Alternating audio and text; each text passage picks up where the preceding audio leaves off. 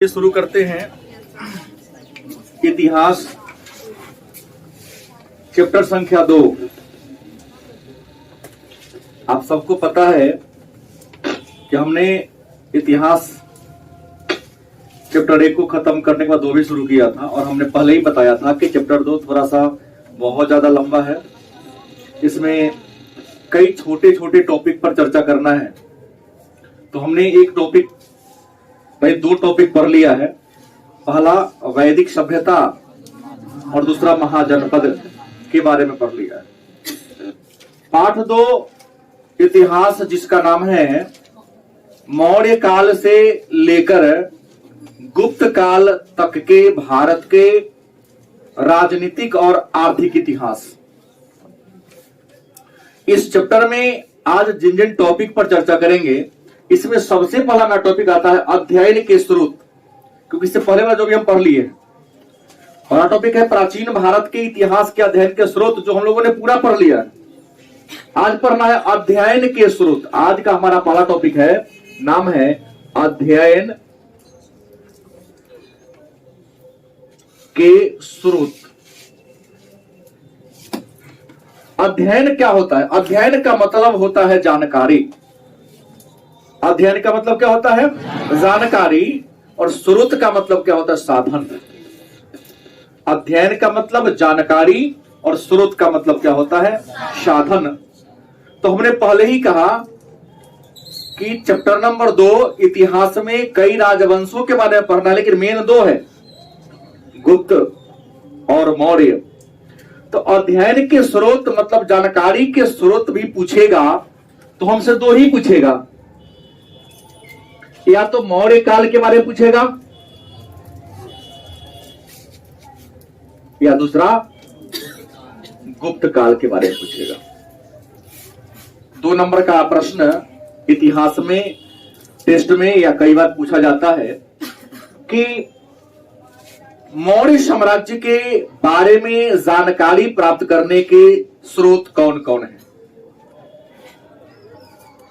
मौर्य साम्राज्य हम लोग पढ़ेंगे, गुप्त साम्राज्य हम लोग पढ़ेंगे, लेकिन हमको पहले यह जानना पड़ेगा, भले ही आज की क्लास में 2 नंबर का टॉपिक उठा रहे हैं, लेकिन इसमें 10 या 12 नंबर का प्रश्न पर हम लोग आज चर्चा करेंगे।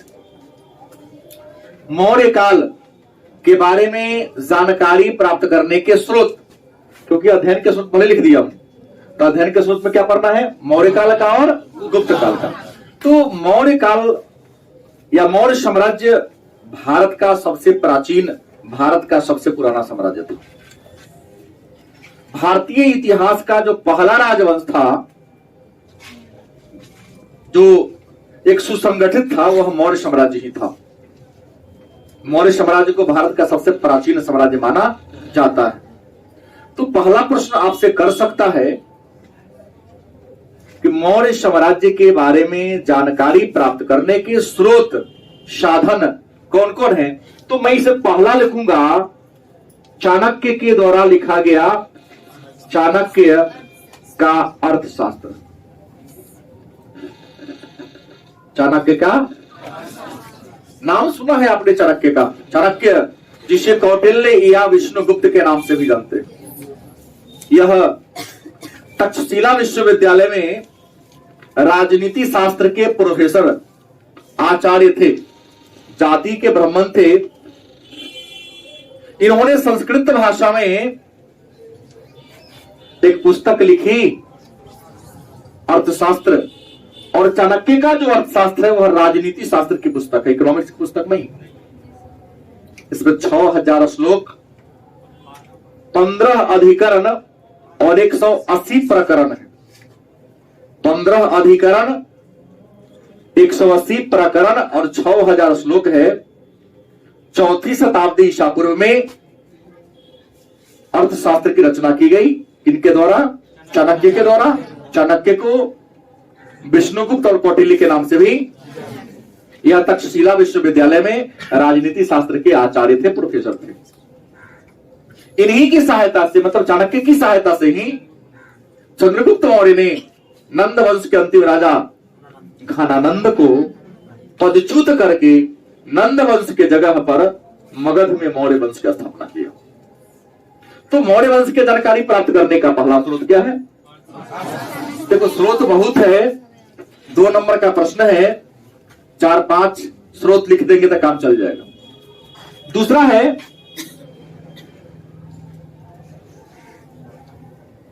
मेगास्थनीज की इंडिका। मेगास्थनीज की, आप जानते हैं मेगास्थनीज यूनान का दार्शनिक था। दार्शनिक का मतलब होता है विद्वान, दार्शनिक का मतलब क्या होता है? मेगास्थनीज यूनान का दार्शनिक था, यूनान का विद्वान था, जो सेल्यूकस निकेटर के दरबार में रहता था। और सेल्यूकस निकेटर सिकंदर का सेनापति था। हाँ, थल सेनापति, नियारकस जल सेनापति था।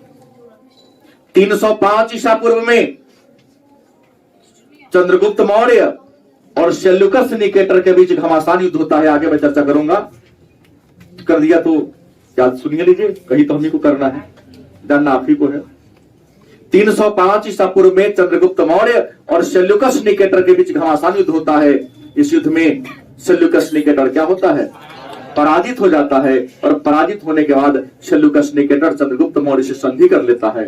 संधि के फलस्वरूप चंद्रगुप्त मौर्य को सेल्यूकस निकेटर 4 गो राज्य देता है, काबुल, कंदहार, हेरात, मकराना। दूसरा, अपने दरबार का बहुत विद्वान, यूनान का सबसे बड़ा विद्वान मेगास्थनीज को अपना राजदूत बनाकर चंद्रगुप्त मौर्य के दरबार में भेज देता है।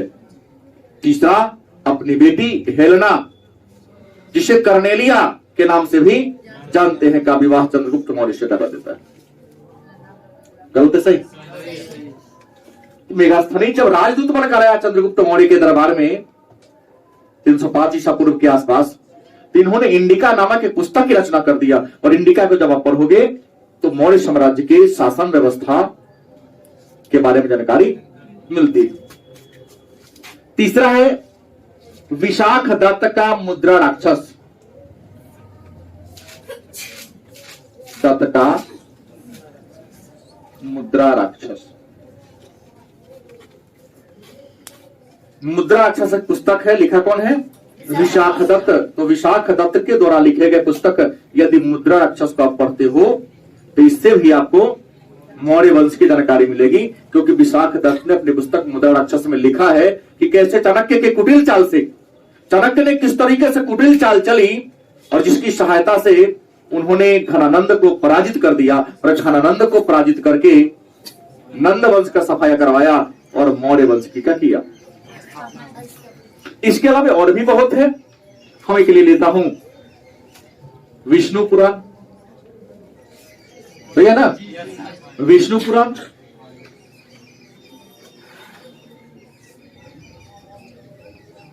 विष्णु पुराण 18 है, पुराण कितने हैं? उसमें एक पुराण है जिसका नाम विष्णु पुराण। विष्णु पुराण को पढ़ोगे तो धर्म के साथ साथ आपको मौर्य वंश के शासकों की वंशावली के बारे में जानकारी मिलती है। और एक 5वां नंबर टॉपिक लेंगे हम लोग, अभिलेख या अशोक के अभिलेख।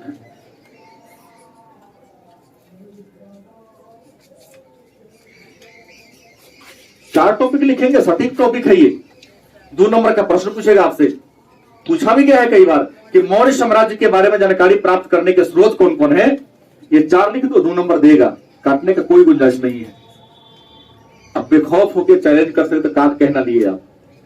2 नंबर का उन्हें सब लिखा, अक्षर भी ठीक है, मात्रा भी ठीक है, तो कटेगा कहना। ये 2 नंबर के प्रश्न हो गया। एक अलग दूसरा नंबर का प्रश्न बन जाता है, तो अभिलेख हमने चर्चा किया। ये अभिलेख क्या है? अभिलेख कहते किसे? आप लिखोगे प्राचीन काल में जो राजा महाराजा थे, प्राचीन काल में जो शासक थे, राजा महाराजा थे, वे अपने उपलब्धियों को धातु पर, मिट्टी के बर्तन पर या बड़े बड़े पत्थर पर क्या करते, लिखवा देते थे। उसको क्या कहते हैं? शासकों के द्वारा अपने उपलब्धियों को मिट्टी के बर्तन पत्थर या धातु के चदरा, तांबा के परत पत्र पर लिखवाने की जो परंपरा थी उसी को क्या कहते हैं? अभिलेख। और आपको बता दें, वस्तुनिष्ठ में कई बार पूछा गया प्रश्न है कि अभिलेख जारी करने वाला भारत का पहला राजा कौन था? अशोक किस वंश का था? मौर्य वंश का था। पढ़ना है, अभी पढ़ाया नहीं हूं, बोल दिया हूं, मौर्य वंश का राजा था। भारत का पहला शासक अशोक था, जिन्होंने अभिलेख के माध्यम से, मतलब पत्थर पर लिखवाए गए आदेश के माध्यम से अपने जनता से क्या किया? बात किया और शासन को किया। क्योंकि अशोक का राज बहुत लंबा था, अफगानिस्तान से लेकर इधर कर्नाटक तक, असम के कामरूप से लेकर गुजरात में समुद्र के किनारे तक थी। इतना लंबा राज था। और उस समय तो हवाई जहाज थोड़ी था कि नरेंद्र मोदी की तरह हवाई जहाज चढ़ेंगे, हेलीकॉप्टर पर चढ़ेंगे, पहुंच जाएंगे क्या? उस समय तो रथ भी बड़ी धीरे चलता था। राजा लोग राजा की तरह चलेंगे ना, गलती की सही? एक आदमी बुलेट चला के बड़ी 100 के स्पीड में जा रहा था। हाँ, बुलेट की स्पीड में, मैं अभी की बात बोल रहा हूँ, 100 के स्पीड में जा रहा था। हम भी उसके पीछे पीछे 20 के स्पीड में जा रहे थे। एक तो साइकिल पर हम पीछे देख रहा था। हम लोग राजा की गाड़ी पर राजा की तरह चलेंगे ना, छोटू चक्का की तरह 100 किलोमीटर हो जाएगा। जल्दी की सही भाई, जिस गाड़ी पर चलते उस गाड़ी के मान को रखना पड़ेगा आपको। गलती बोल दी है क्या? सही बोल रहा हूँ। राजा महाराज चलते राजा की तरह चलेंगे क्या जी? नहीं, उम्र मायने से मतलब नहीं, जिस गाड़ी पर उस गाड़ी के अनुसार आप चलाओ। ये बात आपने सही कहा कि उम्र भी मायने रखता है। मैंने वही कहा कि राजा थे तो राजा का रथ भी राजा की तरह चलेगा, और खुद गाते फनाते तो ही चलेगा, घुड़सवार थोड़ी ना वो। लेकिन उस समय के लोग कितने अच्छे थे, आज की तरह नहीं। आक्रोश आया तो टायर चला देगा, सड़कें खन देगा। ही नहीं जानता है कि टैक्स बनाएगा, हमने से पैसा लेके बनवाया सरकार। पहले के लोग ऐसे सरकार, तो राजा ने वहां पर अभिलेख लिखवा दिया। अभिलेख जारी करने वाला पहला राजा, और संसार का पहला राजा जिसने अभिलेख जारी करवाया ईरान का था, डाइमेकस ईरान का शासक था। दारा प्रथम डाइमेकस हखामनी वंश का था। उसी से सीख कर अशोक ने अभिलेख लिखवाने की परंपरा शुरू। और अभिलेख का अध्ययन अभिलेख शास्त्र, अंग्रेजी में एपिग्राफी कहते हैं। तो अभिलेख शास्त्र क्या है? 2 नंबर का यही प्रश्न आ जाएगा। एक 2 नंबर का ही प्रश्न अलग बन गया कि अभिलेख किसे कहते हैं। मैं बोला हूं जस्ट। तो अभिलेख शास्त्र है क्या? तो अभिलेख शास्त्र विज्ञान की वह शाखा है जिसमें अभिलेख के बारे में अध्ययन किया। अभिलेख शास्त्र क्या है? तो अभिलेख शास्त्र विज्ञान की क्या है? एक शाखा है जिसमें अभिलेखों के बारे में अध्ययन किया जाता है। और अभिलेखों का अध्ययन करने वाले विद्वान को अभिलेख शास्त्री कहते हैं। पूछेगा अभिलेख शास्त्री किसे कहते हैं? तो अभिलेखों का अध्ययन करने वाला, विवेचना करने वाला, पढ़ने वाला, विस्तार से उसके बारे में बताने वाले विद्वान को अभिलेख शास्त्री के नाम से। और भारत के जो पहले अभिलेख शास्त्री थे उनका नाम था हर्टजैग। क्या नाम था? और इन हर्टजैग जो कहां के थे? जर्मनी के थे। कहां के थे? एक नया प्रश्न ये भी बना, एक नया डाल सकता है। अब तो 26 प्रश्न पूछता है, उसमें से 15 का उत्तर देना है। अब गैस में सबका लिखना हम शुरू कर दें तो पता चलेगा कि गैस नहीं, तो किताब लिखा गया। तो फिर क्लास में क्यों पढ़ते हो? क्लास की कुछ बातें भी तो आपको डायरी मेंटेन करनी चाहिए।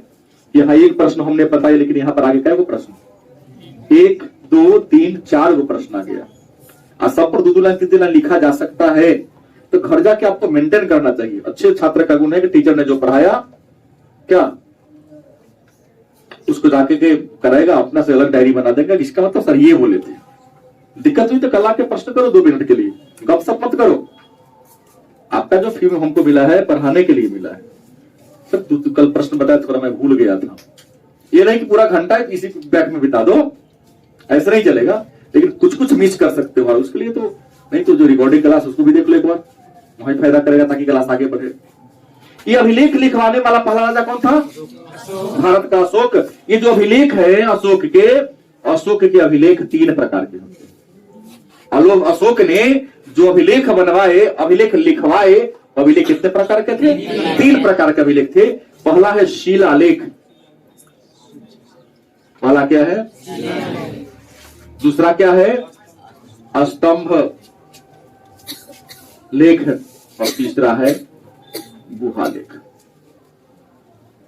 मतलब ये जो अभिलेख है, विज्ञान की वह शाखा अभिलेख प्राचीन काल में जो राजा महाराजा थे अपने आदेश को पाषाण पर, धातु पर या मिट्टी के बर्तन पर लिखवा देते थे, उसी को अभिलेख कहते हैं, जिसमें राज्यादेश हुआ करता था, शासन से संबंधित जानकारियां मिलती थी।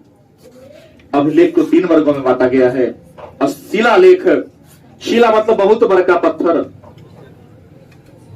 ना, इस पत्थर को पेंट पॉलिश करा करके, बाबा धाम कभी गए हैं आप लोग? तो गंगा पेरा भंडार तो घूंघट से सिंदूर वाला पूरा पहाड़े पर लिखवाले रहता है ना। 3 बड़ा पत्थर हो गया, पत्थर को हम शिला कहते करते हैं। लेख होने लिखे ना, पत्थर पर लिख देना, शिला लेख कहलाता है। बहुत रहता है। तो पत्थर पर लिखे गए आदेश को, पत्थर पर लिखे गए आदेश को, और अशोक के शिलालेखों की संख्या कितने हैं? 14 हैं। कितने शिलालेख हैं? अब अलग बात है कि आगे जाओगे तो मिलेगा ये शिलालेख भी 2 प्रकार के होते हैं, एक लघु शिलालेख, एक बृहत शिलालेख। बात तो ही ना हुआ, छोटका होगा तो लघु हो गया, बड़का हो गया तो बृहत हो गया। लेकिन इसलिए मैंने कहा शिलालेख, बड़े बड़े पत्थर पर लिखे गए आदेश को। स्तंभ अंग्रेजी में पिलर, हिंदी में देहाते था खंभा ना। खुट्टा कहोगे तो पिटाओगे।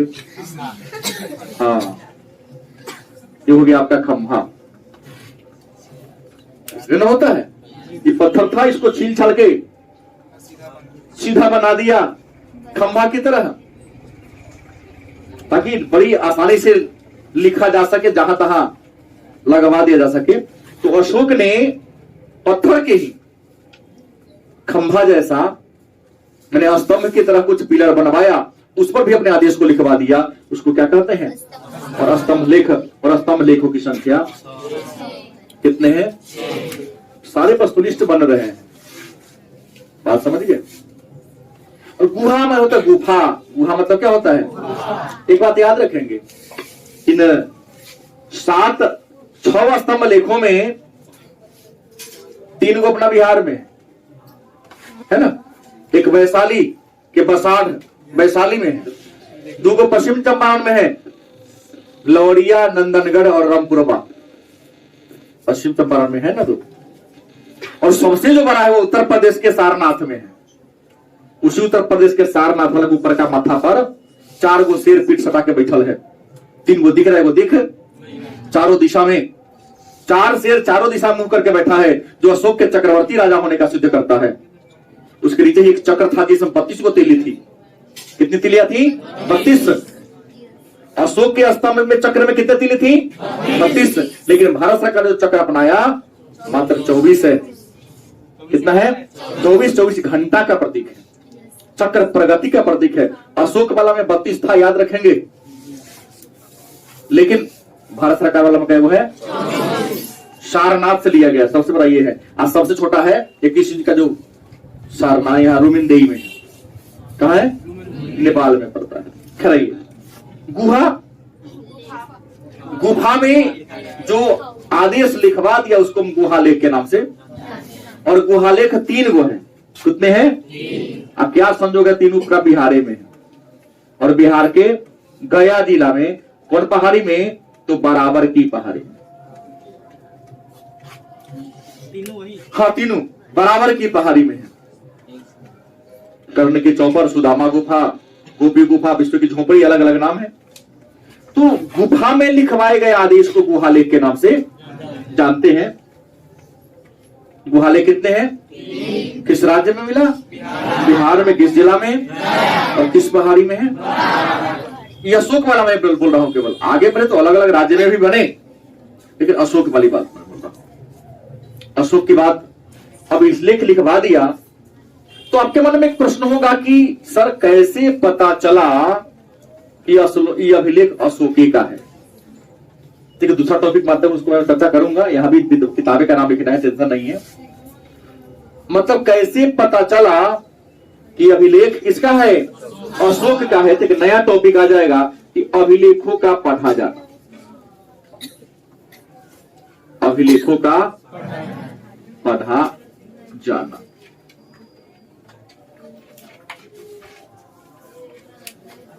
अब ये मैं जो कहानी कर रहा हूं, ये कहानी लगभग 2500 साल पहले की है। ये कहानी हम लोग जो चर्चा कर रहे हैं कब की है? आज से लगभग 2500 साल पहले की कहानी बता रहा हूं, क्योंकि 2021 चल रहा है और ये पूरी कहानी 4वीं शताब्दी ईसा पूर्व, मतलब ईसा मसीह के जन्म से लगभग 400 साल पहले की कहानी चल रही है पूरा। तो 2100 हो ही गया, 400 उधर हो गया तो 2500 हो गया ना लगभग। अभिलेखों का पढ़ा जाना। अशोक शासन किया, उनका राजवंश भी खत्म हो गया, मर गया। भारत में अनेक प्राचीन काल में अनेक राजा महाराजा हुए, मध्य काल में अनेक राजा महाराजा हुए, किसी ने दिमाग नहीं लगाया। कई बार हमको अंग्रेजों को भी धन्यवाद देना पड़ेगा, कई बार बहुत देना पड़ेगा, नहीं? क्योंकि रेलवे अंग्रेज ने दिया, डाक तार अंग्रेज ने दिया। अलग बात है कि लूट के ले गया, लेकिन कुछ सिखा भी तो गया। डकैत घर में डाका डालकर केवल सामान को लूट नहीं ले जाता है, बल्कि अपनी कमजोरी को दिखाता है कि बेटा तुम कमजोर, ये ताला का भी मौजूद रखो। हमको सीख देता है क्या? कभी ध्यान देने की जरूरत है? ध्यान नहीं दिया आप लोग ना। चोर डाकू भी आपको सीख देता है, प्रेरणा देता है कि अगर तुम्हारा ताला मजबूत होता, किवाड़ मजबूत होता, तो मैं तुम्हारे घर में प्रवेश नहीं कर देता। ये आपकी लापरवाही को सिद्ध कर तुम्हारा कि मैं तो खुटले रह गया इसलिए मैं घुसा, अगर गेट बंद होता तो मैं तुम्हारे घर में नहीं घुसता। इन बातों को हर जगह कहीं ना कहीं आपको नॉलेज मिलता है, बस ध्यान देने की जरूरत है। अभिलेखों का पढ़ा जाना। तो अशोक के अभिलेख को अंग्रेजों के शासन काल में ही खोजा गया। अंग्रेज इंडिया पर राज्य किया, शासन किया, तो उनके शासन काल में खोजा भी गया और पढ़ा गया। तो अशोक के अभिलेख को जिस व्यक्ति ने खोजा 1750 में, वो अंग्रेज ही था, नाम था स्टीफेन थेलर। स्टीफेन थेलर नामक एक व्यक्ति थे जिन्होंने 1750 ईस्वी में इस अभिलेख की खोजा है। थेलर था, अच्छा स्टीफेन थेलर 1750 में खोजा इसने, लेकिन इनको पढ़ने में सफलता नहीं मिली। क्यों नहीं मिली? तो इसलिए नहीं मिली क्योंकि मौर्य साम्राज्य की जो राजकीय भाषा थी वह थी प्राकृत, और शायद इनको प्राकृत भाषा पढ़ने नहीं आता था। और मौर्य साम्राज्य की जो राजकीय लिपि थी वह थी ब्राह्मी। क्या थी? और शायद इनको ब्राह्मी लिपि का भी ज्ञान नहीं था। तो अशोक के एक दूसरा प्रश्न और भी बन गया, 4 प्रश्न यहां बना, थोड़ा गौर करोगे तो। मौर्य साम्राज्य की राजकीय भाषा, राजकीय लिपि, अशोक के अभिलेख को किस लिपि में भाषा में लिखा गया है, और किस लिपि में? अधिकांश को ब्राह्मी में ही लिखा गया है। लेकिन ब्राह्मी के अलावा मैं ही बताऊंगा आपको कि खरोष्ठी, आरमेइक और यूनानी में भी लिखा गया है। इन भाषा में भी लिखा गया है, लेकिन सबसे अधिक कौन भाषा है? ब्राह्मी में है। भारत के उत्तर पश्चिम सीमा पर इन भाषाओं का उल्लेख है। अशोक था उस समय दूरदर्शी था कि जो जनता जिस भाषा को समझता हो, जिस लिपि को समझता, उसी लिपि में क्या कर दो, लिख दो, ताकि शिकायत किसी का ना हो कि हमने तो आपको कानून जाना ही नहीं, तब ये करेंगे। बात समझ गए? स्टीफेन थेलर ने खोजा 1750 में। इसको पढ़ने का श्रेय दिया जाता है 1837 में ईस्ट इंडिया कंपनी के एक टकसाल का कर्मचारी था, नाम था जेम्स प्रिसेप। क्या नाम था? जेम्स प्रिसेप। ईस्ट इंडिया कंपनी के शासनकाल में टकसाल था। मन में प्रश्न होगा सर टकसाल का मतलब क्या होता है? तो जहां पर सिक्का की ढलाई होती है, जहां पर सिक्का की ढलाई होती है उसी को हम टकसाल कहते हैं। तो टकसाल के कर्मचारी था जेम्स प्रिसेप। उसी जेम्स प्रिसेप के शासनकाल में इसको क्या किया गया? पढ़ा गया। किसने पढ़ा? कब पढ़ा? अब यहां पर एक प्रश्न होगा कि कैसे जाना कि अशोके का है? तो जहां भी अभिलेख को देखा उसमें एक बात कॉमन थी, बंद बोला कोई खा लीजिए, उसमें एक बात कॉमन थी, मन में प्रश्न का बात कॉमन क्या थी? तो सभी पर लिखा था देवानाम प्रियदर्शी। क्या लिखा था? देवानाम प्रियदर्शी। देवानाम प्रियदर्शी का मतलब क्या होता? देवताओं का प्रिय।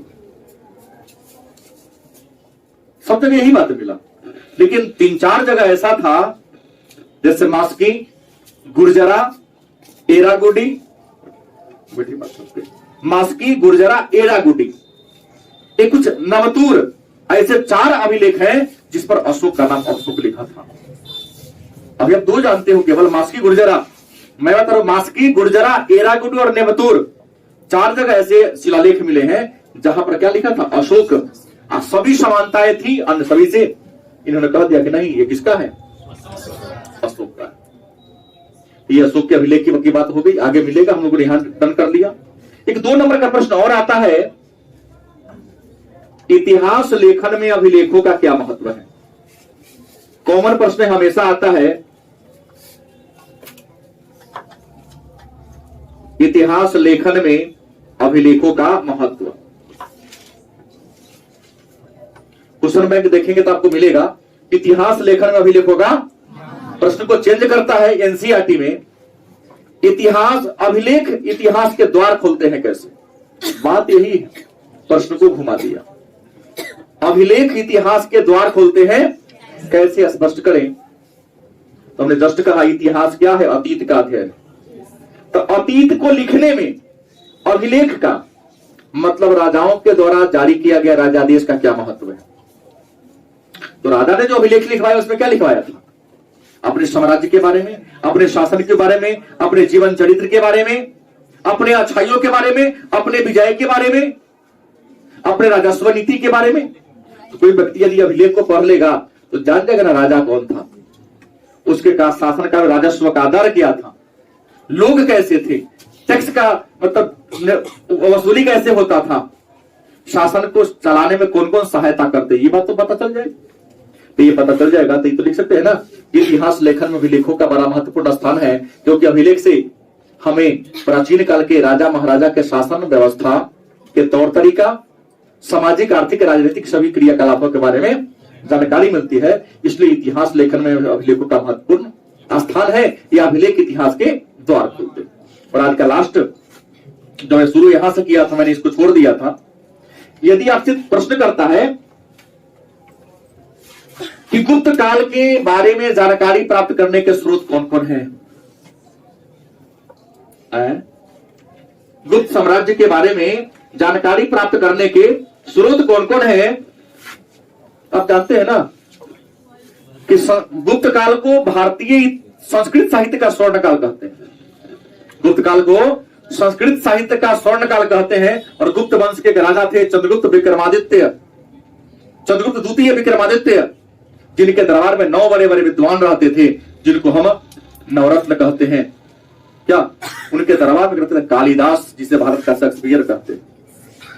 तो कालिदास के द्वारा लिखे गए नाटक यदि आप पढ़ लो, जैसे हम रघुवंशम की बात करते हैं, रचना किया है कालिदास, रघुवंशम कालिदास की रचना है। अभिज्ञान शाकुंतलम क्या है? अभिज्ञान शाकुंतलम। विक्रमोवंशियम, कालिदास को भारत का शेक्सपियर कहते हैं, उनके द्वारा लिखे गए नाटक को पढ़ के पता लगा सकते हो। उसके बाद शूद्रक, नाम सुने होंगे, इन्होंने मृच्छकटिकम लिखा था।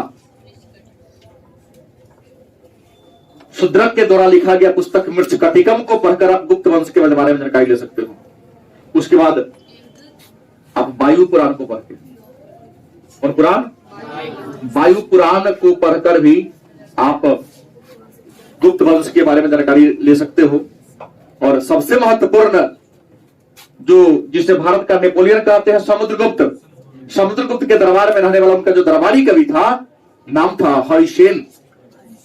हरिसेन ने एक अभिलेख लिखा था समुद्रगुप्त के आदेश पर, नाम है प्रयाग प्रशस्ति। क्या है? प्रयाग प्रशस्ति। समुद्रगुप्त के दरबारी कवि हरिसेन के द्वारा लिखा गया अभिलेख है। उस अभिलेख को पढ़कर हमें गुप्त साम्राज्य के बारे में जानकारी मिलती है। तो ये रहा आज के हमारे परिचर्चा का मुख्य विषय। जैसे हमने 4 प्रश्न को पढ़ा, 4-5 प्रश्न। मौर्य काल के इतिहास के अध्ययन के स्रोत, गुप्त काल के बारे में जानकारी के स्रोत, अभिलेख क्या है, शिलालेख किसे कहते हैं, स्तंभ लेख किसे कहते हैं, गुहालेख किसे कहते हैं, अभिलेख शास्त्र क्या है, अभिलेख शास्त्री किसे कहते हैं।